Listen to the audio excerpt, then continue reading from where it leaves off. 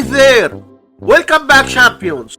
Inside this block, 2 minus 2, which equals 0, times 2 minus 2 equals 0. Now we have this problem, 0 times 0, which equals 0. But this answer is not correct because according to the order of operations, we must do the multiplication and division, then do adding and subtraction. So first we do this multiplication, then this subtraction, and at last this subtraction. So we have first this multiplication, 2 times 2 equals 4. So we have 2 minus 4 minus 2, and we have 2 subtractions. According to the order of operations, we do this subtraction, then this subtraction. So